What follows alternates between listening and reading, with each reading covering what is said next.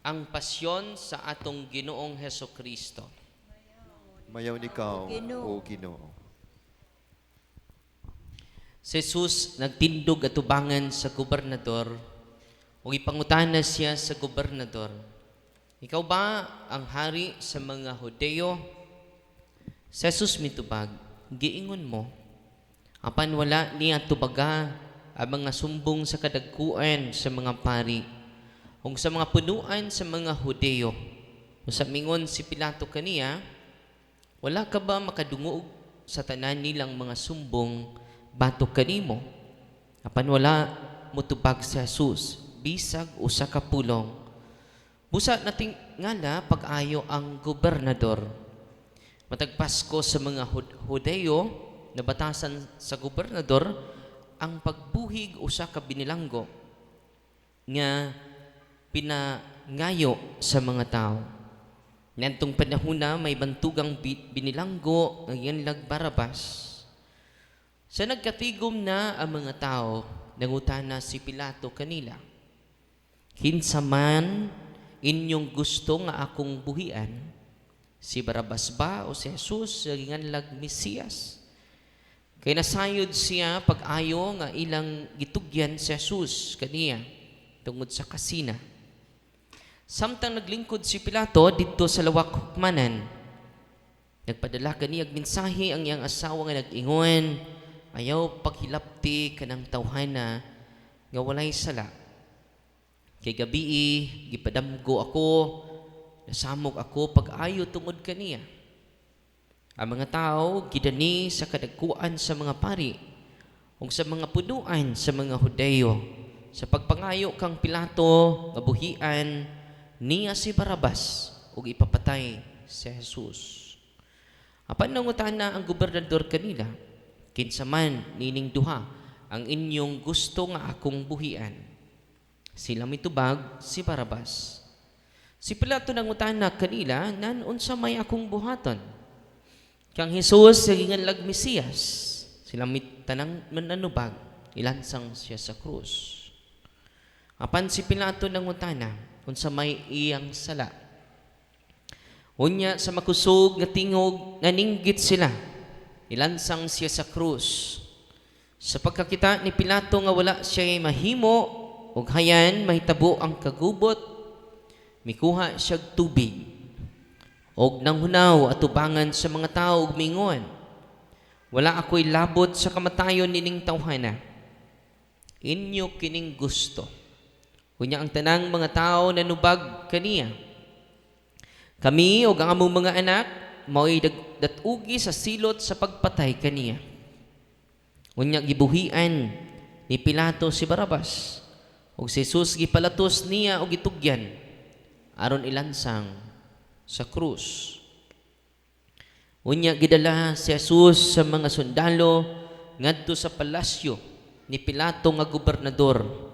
Og didto gialirungan siya sa mga sundalo. Giubuan nila siya sa iyang biste o gisuluban sa bisting dagtong pula. Og naghimo sila korona gikan sa mga sagang tunukon o gipahaom nila kini sa iyang ulo. O gibabitbit niya siya bugang sa iyang tuong kamot. Unya nang luhod sila sa iyang atubangan o gibugal-bugalan siya. Mingon sila, "Mabuhi ang hari sa mga Hudeo." Unya gilud-an nila siya o gikuha nila ang bugang o gibunal sa iyang ulo. Human nila siya bugal-bugali, siya ilang gihukasan sa bisting dagtong pula o gisuluban sa iyang kaugalingong bisti. Ug unya gidala sa gawas aron ilang ilansang sa krus. Sa ilang pagpanggula sa syudad, hisugatan nila ang usa ka tawo nga ginganlag Simon nga taga Cirene ug gipugos nila siya sa pagpaspasan sa krus ni Jesus. Unya nahiabot sila sa usa ka dapit nga ginganlag Golgota, nga sa ato pa ang dapit sa Calavera. Dito ila siyang gitunulag bino o gisagulag apdo. aron iyang imnon. Apan tapos niya tilawi kini, wala siya moinom niini. Unya gilansang nila siya sa krus. O gibahin-bahin nila ang iyang sapot, pinaagi gripa. O man ana, naglingkod sila ug nagbantay kaniya. Ibabaw sa iyang ulo, gibutang nila ang karatula sa sumbong bato kaniya. Mao kini sa Jesus, ang hari sa mga Hudayo.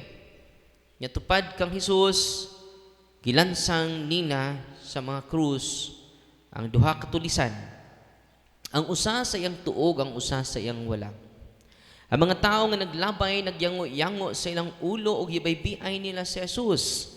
Sila mingon, ikaw ba kadtong moguba sa templo o matukod niini pag-usab sulod sa tulo ka adlaw? Kung ikaw ang anak sa Dios, luwasa ang imong kaugalingon kanaog sa krus. Gibugal-bugalahan usab siya sa kadagkuan sa mga pari o sa mga magtutudlo sa balaod o sa mga punuan sa mga Hudayo. Sila mingon, giluwas niya ang uban. Apan dili siya makaluwas sa iyang kaugalingon. Dili ba siya ang hari sa Israel? Kung manaog siya karon sa krus, mutuog kita kaniya. Misalig siya sa Dios o mingon nga siya anak sa Dios. Ambi, tan-awon ta kung ang Dios muluwas ba kaniya karon. Bisan gani ang mga tulisan nga gilansang uban kaniya, biay usab. Sa pagkaudto mitakyop sa tibok yuta ang kangitngit nga milungtan og 3 ka oras. Ug sa pagkaalas 3 mituwaw si Jesus, Eli, Eli, lima sabachthani. Nga sa ato pa, Diyos ko, nganong gibiyaan mo ako. Ang ubang mga tao nga nagbarog dito, nakadungog kaniya og bingon, nagtawag siya kang Elias. Diha usa kanila midagan og mikuhag espongha nga iyang gihumod sa baratuhong bino. Ug gitaod sa tumoy sa usa ka bugang. Ug gitunol ngadto kang Jesus aron ipainom kaniya. Apan may mingon ayaw una. Tadaawon ta kun moanhi ba si Elias aron pagluwas kaniya. Unya si Jesus misinggit na usab ug namatay. Palug man luhod.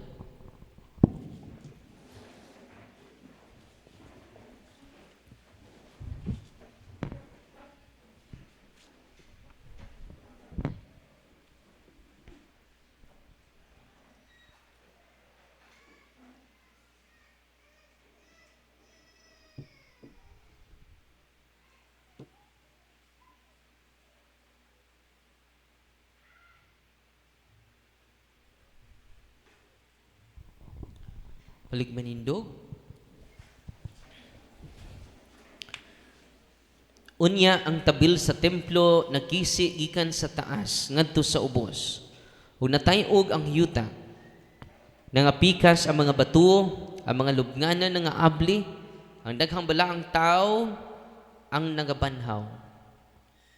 Nanggula sila sa ilang lubnganan ug tapos nabanhaw si Jesus, miadto sila sa balaang syudad. Ug dito nakita sila sa daghang mga tao.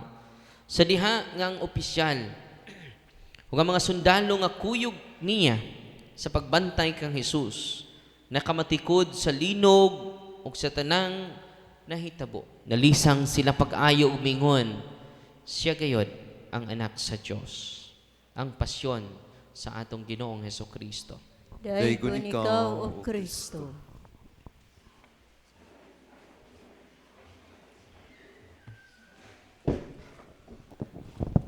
Maayong adlaw nga Domingo natong tanan. Karon ang reflection ni Saint John Chrysostom, ang atong pamalandungan karon, no, karong adlaw. So sa ating ebanghelyo, mataas yung ebanghelyo natin.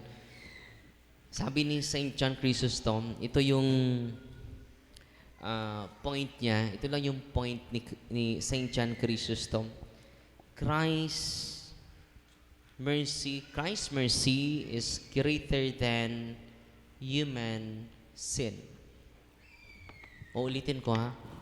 Christ, pasensya na kayo, may sumisigaw to na. No. Okay, matakot. No. Nag-react na. No. Christ's mercy is greater than human sin. Yan ang sabi ni St. John Chrysostom. At meron siyang 6 na punto patungkol dito. Una, the cross reveals human sin. Ulitin ko, the cross reveals human sin. Ito yung homilia ni St. John Chrysostom na gusto kong i-share sa inyo. Bakit? Natamaan din ako, no? Hindi lang kayo. Kung ako ang mag-prepare ng talk ko or homily, pipiliin ko yung hindi ako natamaan. Pero dito, tayong lahat ang matatamaan, no? So, the first point, sabi ni St. John Chrysostom, on the gravity of sin revealed in the cross. Makikita natin yung kasalanan natin. Seryoso talaga yung mga kasalanan natin. Dahil yung bayad ay ang cross. Every time magkasala tayo, Jesus paid for you by His precious blood. Therefore, sabi niya, ito yung literal quotation sa homily niya, nothing is so grievous as sin. Wala nang mabigat pa maliban sa ating kasalanan. Since for this cause, the Son of God was killed. Just imagine, yung kabalastugan natin, si Kristo yung bayad, ang nagdurusa. At itong cross, it is the response, it is the satisfaction of the demand of the divine justice. Hindi po masatisfy ang divine justice without the cross. Bakit? Natural lang po tayo. Ikaw at ako, natural yung goodness natin. Yung natural sacrifices natin is not enough to satisfy the divine justice. Bakit? Infinite po ang Diyos. Tayo po ay finite. Ang Diyos ay supernatural. Tayo ay natural. Kaya nga, sa John chapter 3, verse 13, sabi ni Kristo, wala pang nakaakyat sa langit maliban sa akin, nagaling doon. Therefore, ang kabutihan, ang natural goodness nila ni Moses is not enough. They were waiting to the Messiah to come. Alam nyo, challenge si Kristo, di ba, si Ebanghelyo? Kung ikaw ang hari ng mga Hudyo, bumaba ka sa cross, iligtas mo yung sarili mo. Pero sabi ni Kristo, di ba, ni Pilato, pwede ako. Hihingi ng mga sundalo, ng mga anghel, na ligtas sa akin. Pero kung gagawin ko yan, kung gagawin ko ito, paano matupad ang banal na kasulatan? Dito makikita natin the fulfillment of the perfect obedience of Jesus to the gospel. Pwede niya, di ba? Pwede niya baguhin yung gospel. Banal na kasulatan, siya yung Diyos sa salita niya. Pwede niya baguhin. Ang sakit pala. Pwede time out. Ama, time out muna. Mga anghel, pasok! Patayin niyo si Pilato. Isalin niyo si Caiaphas. Isalin mo din si Judas. Di ba? Hindi niya ginawa yun. Because the Lord has a perfect obedience to the Father. And now, He is giving us concrete example. Kita tayong lahat. Amen? Kung gawin niya yan, paano mailigtas ka? Kung mag-asa ko ng tulong sa mga pangulo, sa mga anghel. Pwede naman. I can do that. But it cannot, the scripture cannot be realized, cannot be fulfilled. I'm here to fulfill the word of my Father. Grabe si Kristo, no? Oo. Tayo, babaguhin natin yung salita ng Diyos eh.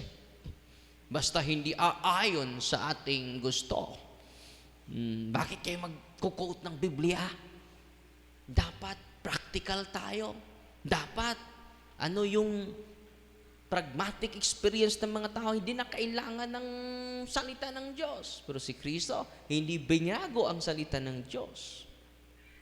He perfected His obedience through the cross. So, ang ganda. So, ngayon, the cross reveals how serious sin is. It required the death of Christ. Sin is not small. It is costly. Costly. Expensive.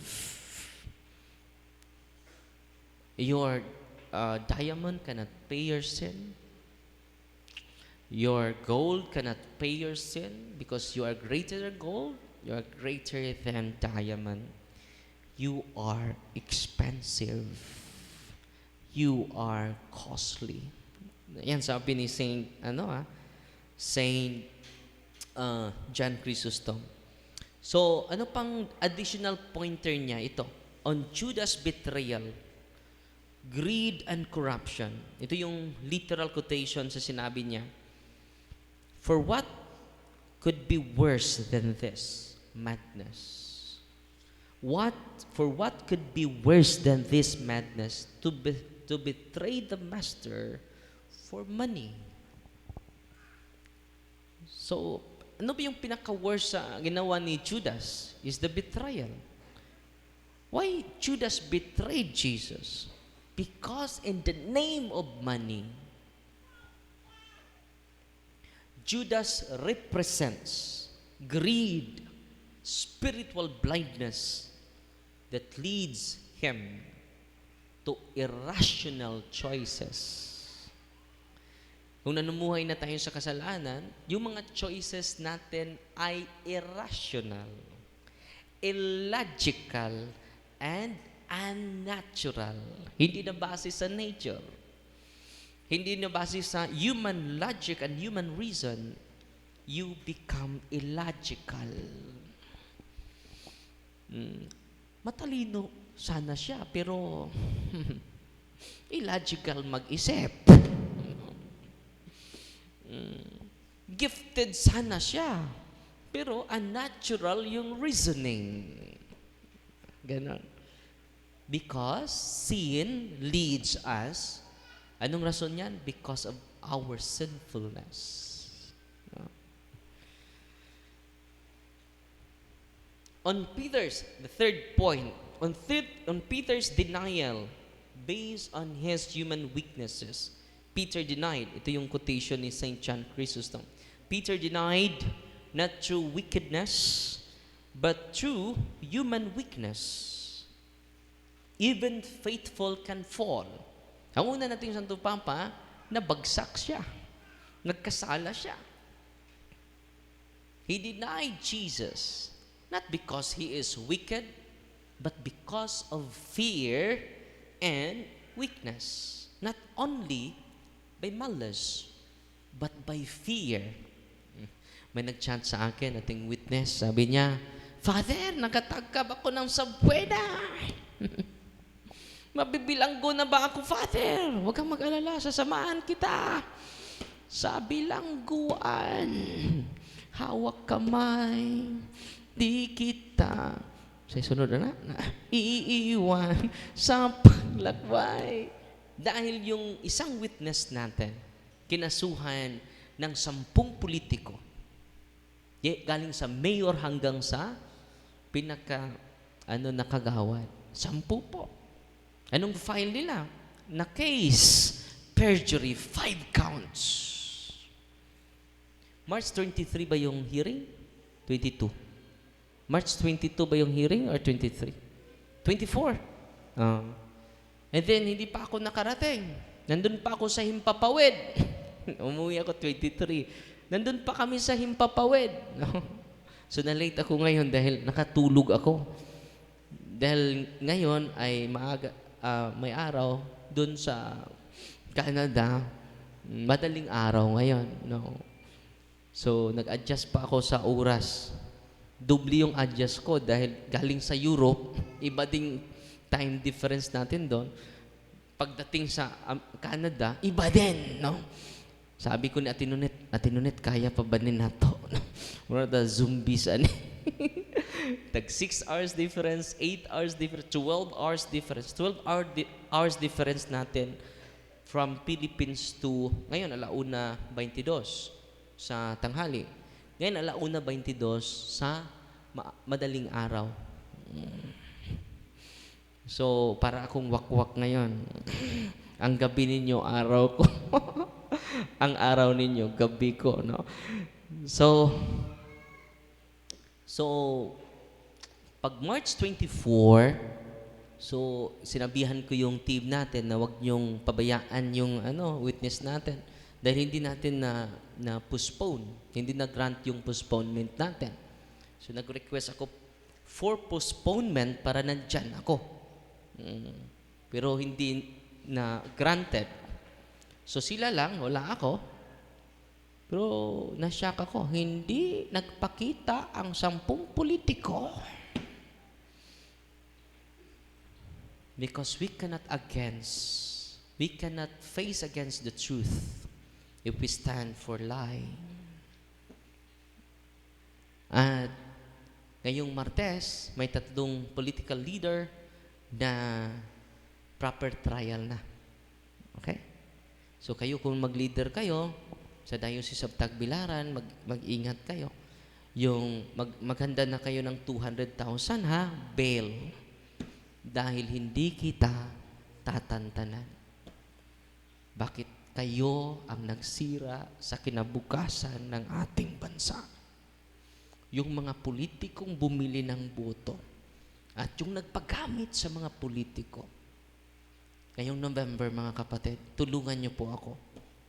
Kung iniibig niyo ang bansa natin, we do it not out of anger, we do it out of love and mercy. Na alam niyo, dun sa Canada, yung kapatid ko, bago siyang nakaanak, hindi siya papatrabuhuin isang taon with subsidy from the government. Uy, hindi yan election ha? Yung subsidy niyo during election. Magbaha na yung mga ayuda, medical mission, bot-bot. They are using it to remain in their power, not to remain in good service. Okay? Tulungan niyo po ako, ihatid niyo, tanggapin niyo yung pera. Mabisi na yung mga fiskal. People of the Philippines against you, political leader. Kung hindi siya susuka, hindi niya sasabihin, sinusugo lang ako ni Mr. Politiko. Hindi mabilanggo natin yung politiko. Kung protektahan niya yung politiko, siya yung mabilang. Isang taon lang naman. No. So 5 po yung nabilanggo at more than 200,000 yung bill nila. Sinusuportaan sila siyempre ni Mr. Politiko. Diba? Pero patuloy lang tayo. 5 na po yung nabilanggo. May 2 pang kasunod. Doon naka-bail sila ngayon. Temporary liberty. Hindi po ako nagagalit sa mga politiko. Hindi din ako galit sa inyo. Bakit ginawa ko ito? Dahil iniibig ko ang Diyos. Bakit ginagawa ko ito? Iniibig ko kayo.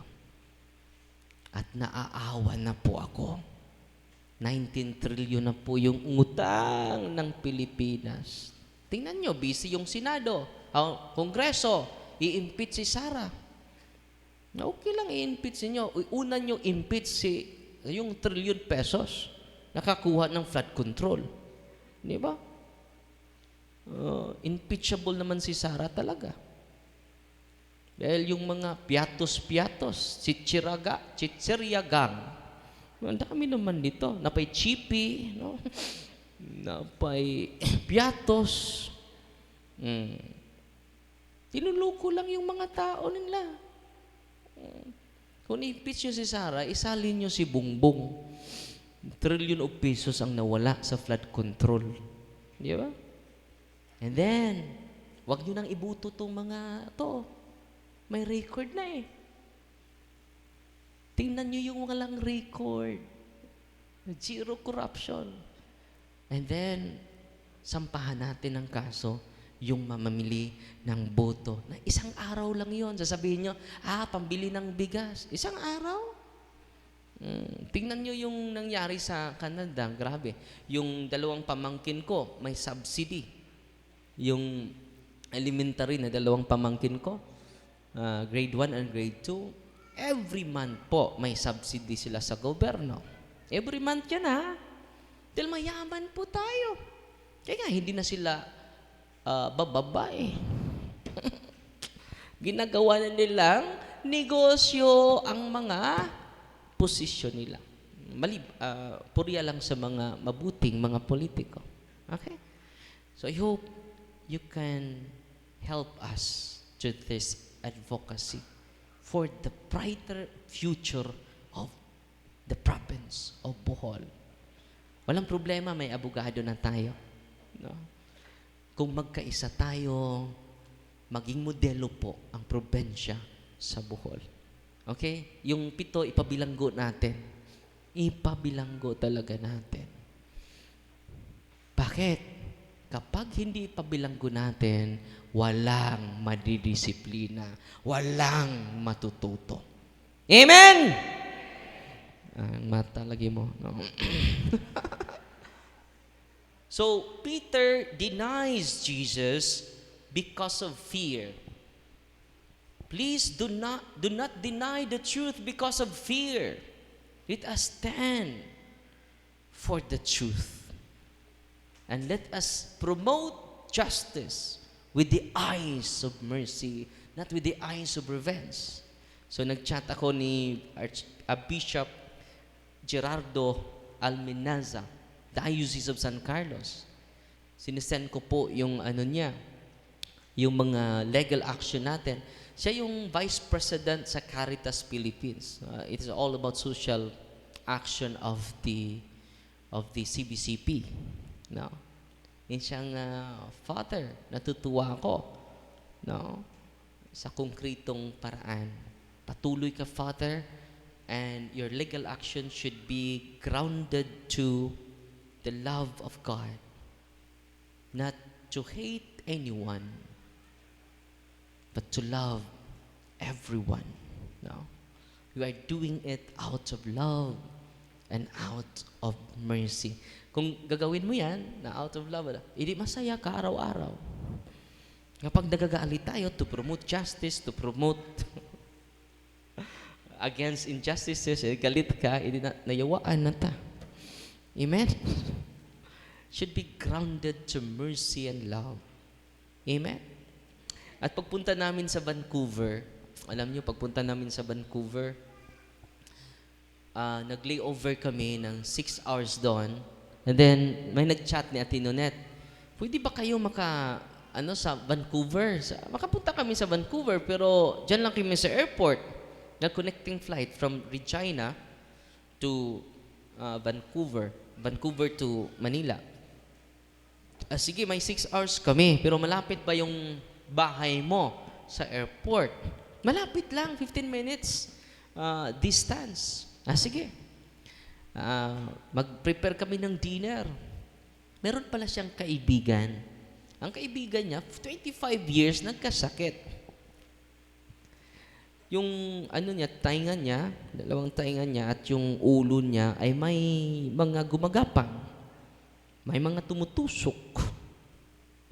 At may grabe yung kate sa kanyang ulo. At sabi niya sa akin, itong kaibigan ko, Father, alam mo, kapag pupunta sa kondo ko, sa apartment ko, Father, ipakita ko yung talk mo para ma-educate siya.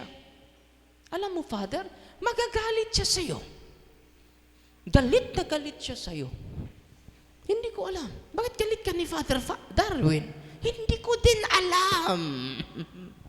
Basta galit ako sa paring yan. Galit na galit siya sa akin. And then, sabi niya, Father, on the way na yung kaibigan ko sa apartment ko. Dahil kinukuha nila kami sa airport. And then, dumaan kami sa cherry blossom. No? Yung mga magandang mga tanawin doon. And then, sabi ng kaibigan niya, hindi na ako tutuloy dahil nandiyan ang paring yan. Sabi naman, sabi na niya, kontrahin mo yan, hindi na ikaw yan, kontrahin mo yan. Dahil minsan lang po, na makarating si Father Darwin dito, ko si Father para sa'yo. Sige, fight. Namimigat na yung katawan ko. So please, protect yourself. Fight for that. Evil spirits in your body. So, sa kalaunan, nakalampas sa kanyang grabing struggle. So, nauna pa siya sa apartment. So, pagrating namin, sabi ni ate, yan yung kaibigan ko na kinikwento ko sa'yo. So, dilapitan ko, kumusta ka na, ate? Ang sama ng tingin. Dead ma lang ako. And then, pasok, labas siya sa kwarto. Pasok, labas. No? Hindi talaga nakicommunicate. At hindi nagsasalita. Yung mukha niya ay parang Bernie Santo. Yung iba kung makita ko, masaya, welcome, Father! Siya hindi masaya. Parang yung mukha niya ay Bernie Santo. So, nung kumain na kami, hindi pa rin siya kumain. Kinatok. So, kain na tayo. And then, masama yung tingin niya sa akin. So, nung matapos na kaming kumain, kumusta ka, te? Okay raman. Ano yung naramdaman mo? Okay ra. Kinabahan ka ba? Okay ra. Hindi ka na, okay ra. So, mag-pray ako sa'yo. Okay ra. Nung nagsimula na kami magdasal, Father, kinabahan na ako. Bakit ba ako kinabahan? Bakit ba ako kinabahan? No. So, mga 7 sila doon. Yung mga close lang nila, nag-pray kami. So, nung nag-pray na kami, no, bigla lang gumalaw yung mga kamay niya. No? And then, yung tiyan niya, lagi niyang, hindi na siya uncomfort na siya. And then, dahil may sakit siya dito, nilagyan natin ang holy and exorcise oil. Doon na, nagsasalita ng mga demonyo. Marami kami sa kanyang katawan. Makapangyarihan kami. Kami ang dahilan. Kami ang sanhi sa kanyang mga karamdaman. Hindi yan magamot. Kahit sinong doktor dito sa bansang ito. So yung mga kasamahan niya, natatakot na. Talkative na, hindi dito nagsasalita. So, ang dami mga demonyo na nakapasok sa kanyang katawan. And then, sabi ko, relax lang kayo. And then, make a silent prayer, mental prayer, the Holy Hail Mary, simple prayer of Hail Mary and glory, a rosary, simple prayer of rosary. And then, alam nyo, while nagpatuloy kami, sabi ko, baka matagalan kami dito, maiwan kami sa eroplano, hindi pa tumigil sa pagsasalita yung mga demonyo. Tagalog siya, Tagaluzon, no? Buti na lang na nabalik siya, no? 30 minutes yung dasal namin sa kanya. And then, na-amaze siya. Siya, Father, nawala yung sakit. Sa likod ko, nawala talaga yung mga tumutusok, may mga gumagalaw, nawala. Wow! Sa ilang araw na yon, sa ilang alaw, Father, 25 years na ako nagdusa doon. And then, alam nyo, yung mga paring pinuntahan natin, they are so inspired to establish a team in their parish. So, ngayong sunod na araw, maging busy na po yung team natin dahil may online training tayo sa mga malayo na mga pari. Okay? Dahil gusto ko na magamit nila yung gift ng simbahan, yung sacraments and sacramentals po. Wala pong special power si Father Darwin, no? No. Sinabihan ko yung mga pari, wala pong special power si Father Darwin. Wala ding special gift. Ginagamit ko lang yung gift ng simbahan. Sacramentals. And the greatest gift because it gives us grace. At sabi ko sa mga pari, Father, may atheist na gumagaling. Atheist, Yung Swiss na husband. Sumasama lang sa kanyang asawa. Swiss, atheist. Hindi naniwala ng Diyos. Witness po ito ng mga pari doon. Si Father Jolie Prus, sa Switzerland po ito nangyari. At sinabihan ko si Father, wala naman akong special gift. Pero aaminin ko na special child ako. No special gift, no? Pero sasabi, di ba, kung mag-special gift ka na proud ka na. No, I have no special gift. Only the church has special gift. And it is the sacraments and the sacramentals of the church. Let us promote the special gifts of the church received from the Holy Spirit. At sabi ko, kung kayo, Father, yung Swiss na atheist, in-interview ni Ate Nunette, siya, I do not believe in everything. But now, I believe this. I have chronic back pain. I go to many doctors, but still the pain cannot be disappeared. But now, it's gone. Sabi niya, for a long period of time, I suffered that chronic back pain. Sinabi ko ni Father Julie Prus, hindi yung kamay ko nagpagaling dyan. The sacramentals of the church.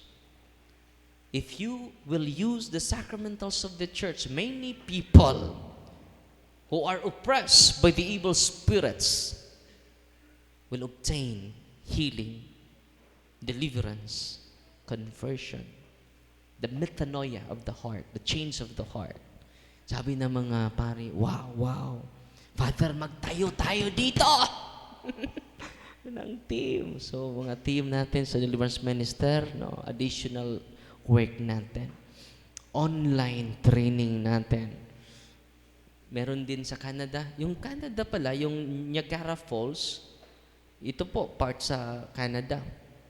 And then, 5 minutes across the bridge. 5 minutes, pwede ka lang maglakad. New York na. So, nung nalaman ng pari sa New York na nandun ako sa kabilang banda, Father Darwin, ako bahala. One day lang, punta ka dito sa amin. So, 5 minutes lang, maglakad ka sa bridge. Nakapunta ako sa New York, sa Niagara Falls side, no? Pero hindi ka pwede lalangoy doon. Bakit? Mamatay ka, 2 minutes lang, mamatay ka na. Dahil yung ano mo, yung dugo mo ma-frozen, no?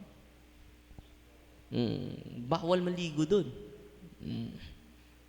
So, pwede ba maligo dito? So, mamatay ka, Father. Ma-frozen yung ano mo, yung dugo mo, hindi na ma-circulate. Patay. Mga 2 minutes lang. Pumunta kami sa lake. Bro, pwede ba maligo dito? Mamatay ka, Father. 2 minutes lang. So, bawal talaga maligo dito. Pwede naman pag summer. Dahil hindi masyadong negative yung temperature eh. Negative. Bugnaw na ganit ng 16 sa imong aircon, nga positive na. Isamot dito sa China, negative 22. Ningon po ako manghod, wara ni kuya. Ang pinaka-worst negative 40. Balik yun yung negative 40 na. Wag ko kagwanta ng 22. Samot tas negative 40. No? So, balik tayo sa Ebanghelyo.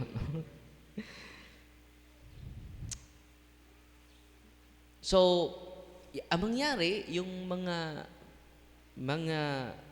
sa 4 na punto, on the unjust trial, corruption of leaders, they sought false witnesses, and they found none.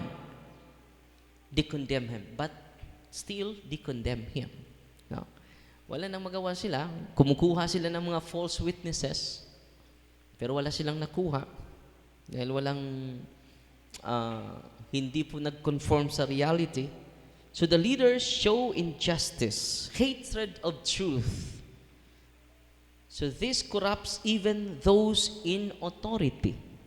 Ang dami po na corrupted because of their power. And then they hate the truth. They never promote the truth. And because of that, they condemn Jesus. On mockery of Christ, blindness of the crowds. Tingnan nyo, ang leader, they are corrupted by their power. Ano nangyari sa mga tao? Blindness of the crowd. So, yan yung nangyari natin, blindness of the people. We choose, we presume na may magligtas sa atin, pero may nagduot na to ron. 19 trillion ay utang na to. Congratulations na tong tanan. I-blame ni mo na. Una ni mo i-blame tong mga pangulo na to. Kita'y unang i-blame because of the poor choices that we had. No? They mock him, not knowing that they were mocking their own salvation. The crowd represents ignorance, hardness of heart. Sin blinds people to truth. Pero despite ining tanan, the betrayal of Judas, the denial of Peter, the greed and corruption of the leaders, the injustices of the leaders, and the spiritual blindness of the people of God, the Lord responded them with the eyes of mercy. With the eyes of love, with the eyes of justice. No? So, ganun din ang gawin natin. Itong mga injustice na nakita natin, let us respond them with love. Let us respond them with compassion. Let us respond them with the teachings of Jesus, of mercy. Kung gawin natin ito, masaya tayo. Amen? Katulad ng ginawa natin sa legal action sa mga politiko, patuloy. Because we are doing it out of love and out of mercy. Amen? So, ipagdasal nyo, this coming March 31, yung proper trial sa tatlong political leader, na kung manalo tayo, malapit na po. Isang mga this semester siguro, matatapos natin yung kasong iyan. May 2 pa, kasunod, may additional 2 pa, 7 sila lahat. No?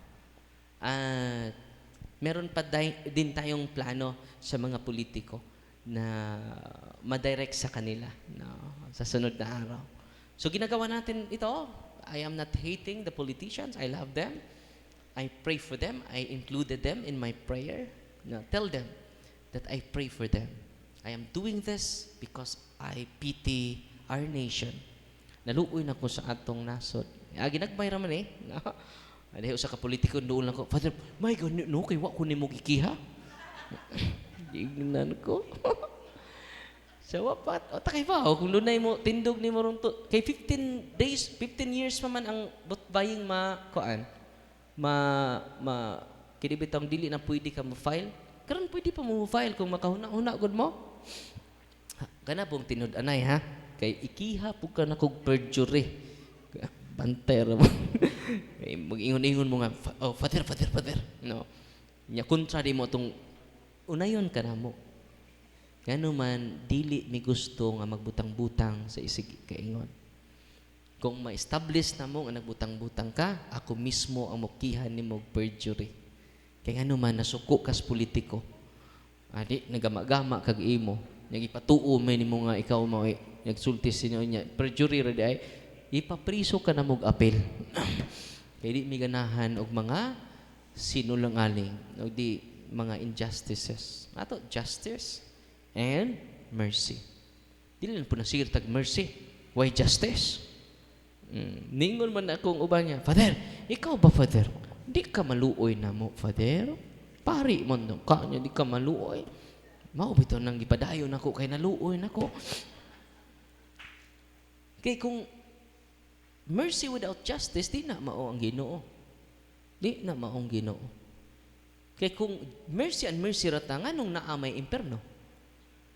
Oy, nga nung doon na may purgatorio, di so tatag langit tanan. Kay mercy and mercy man, di ka ha? Kakasabot sa Ginoo. The Lord is mercy and justice. Natanawa, justice kayo na o. Kini, justice ni. Mercy and justice. Kaya kung wa magpakamates, Ginoo, way malangit na tong tanan. Apil ning nagwali. Di ni kasud langit. No, because of the mercy of God. Kuni, chance na ni nato. Kadadlaw is our great chances. Our great opportunity. Pasensya na mo ha, kay nitaas kong wali kay gimingaw ko ninyo. No? Justification. So manindog na ta. No?